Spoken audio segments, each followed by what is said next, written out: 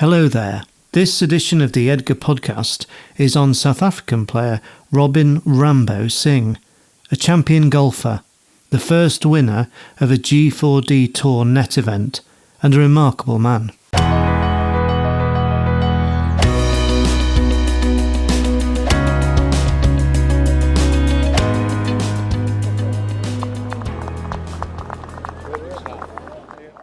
I lost a leg. Others have lost legs and arms. It's not the end of the world, Robin Singh explains to us. I had an accident in 1991 and had the amputation done in 1992, and I never looked back. I accepted it. That's life. If you're confident in what you're doing, nothing is going to stop you.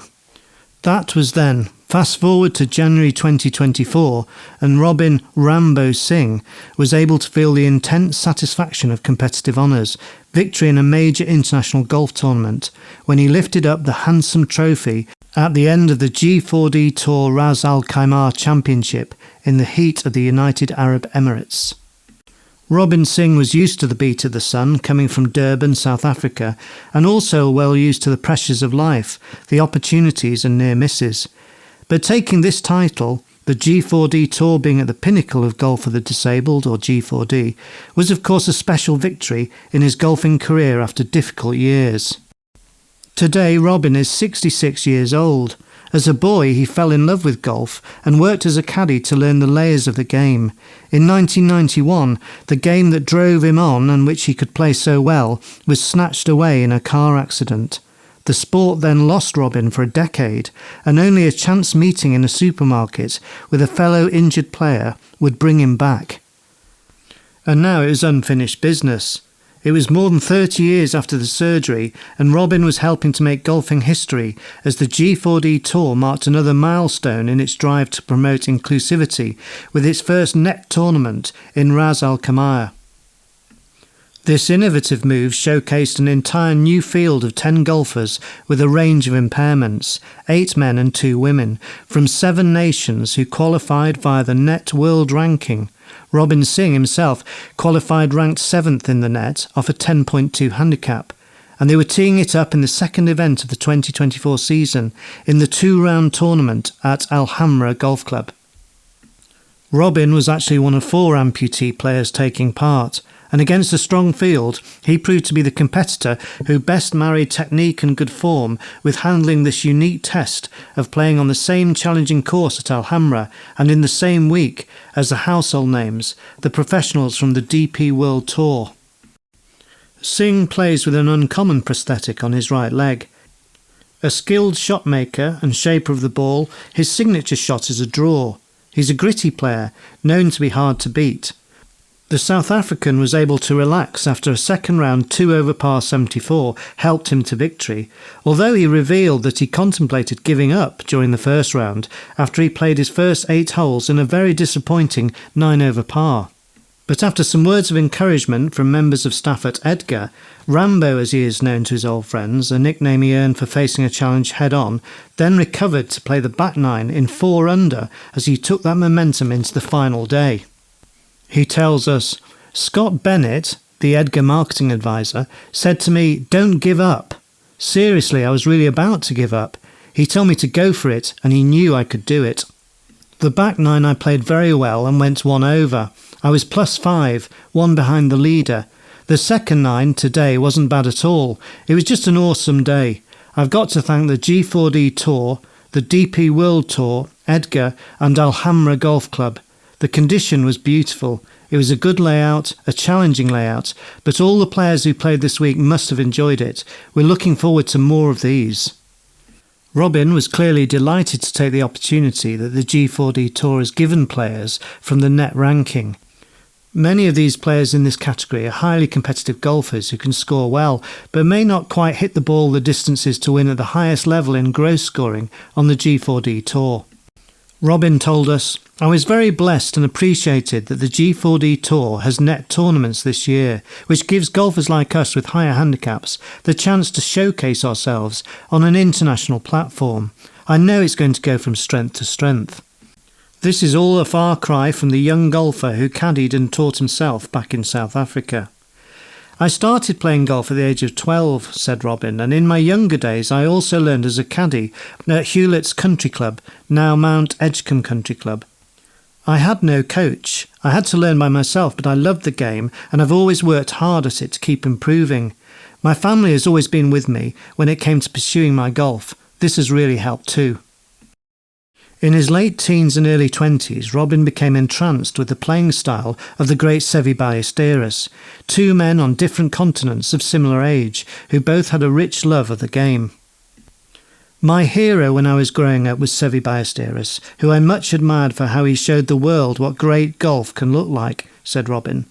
The way he played the game, his attitude, discipline and respect for golf made him one of the greatest players of all time. I learned a lot from him and he will always be my hero.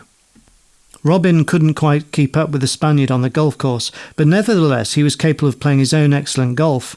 In September 1991, he was on a good run of form off a handicap of 4 when he was seriously injured in the car accident that threatened his life and could so easily have finished golf for him permanently.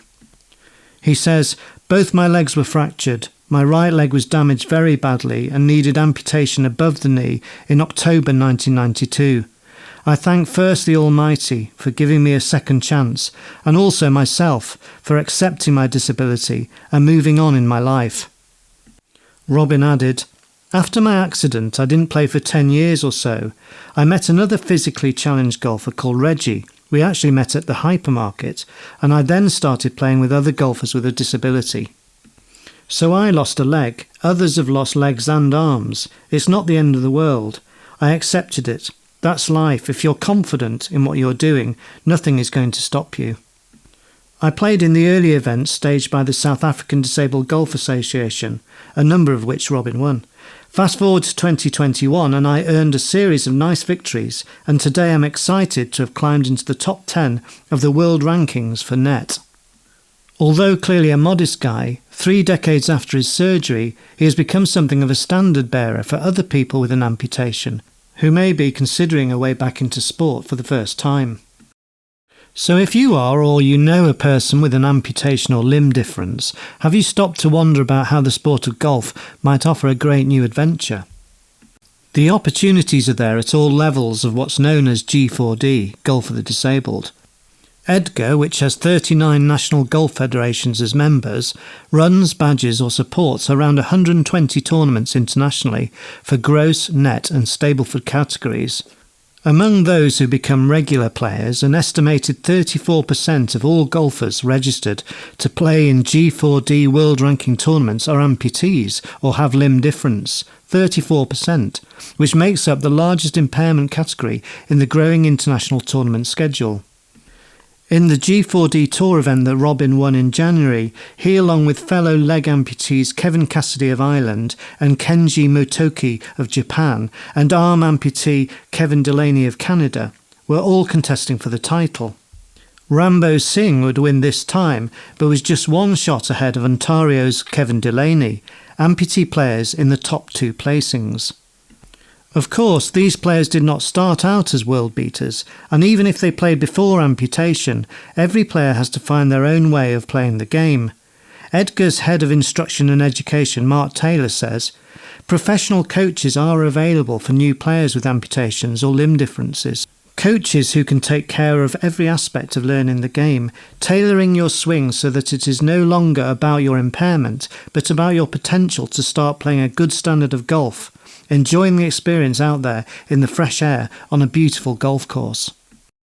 So Robin, who is a right leg above knee amputee, has a trail leg amputation and uses a very uncommon, in golf terms, prosthesis.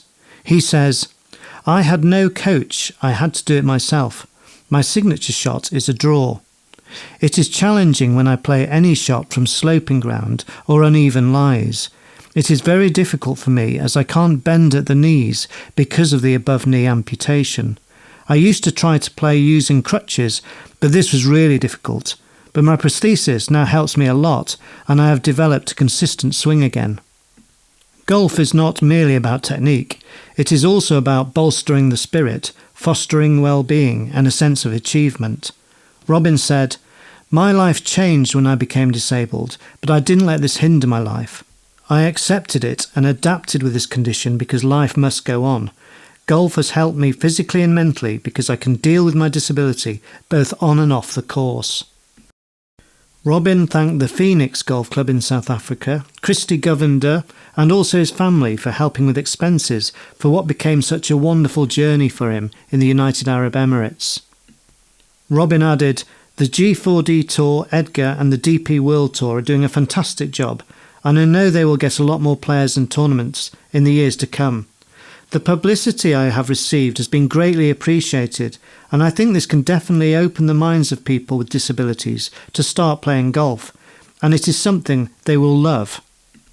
All the players taking part in G4D can encourage and inspire other players to play, and I hope I am also doing this, as I've been similarly inspired in the past.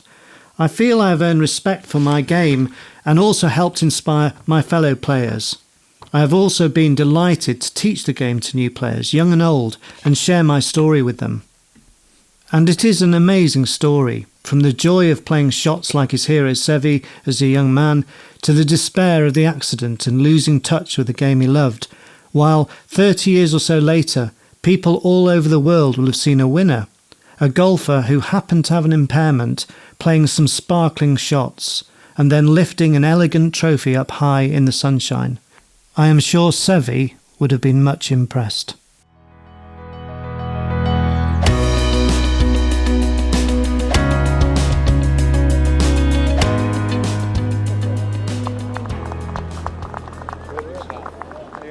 This Edgar podcast was written and narrated by Ben Evans, and the sound production was by Martin Maynard of Sounds Good.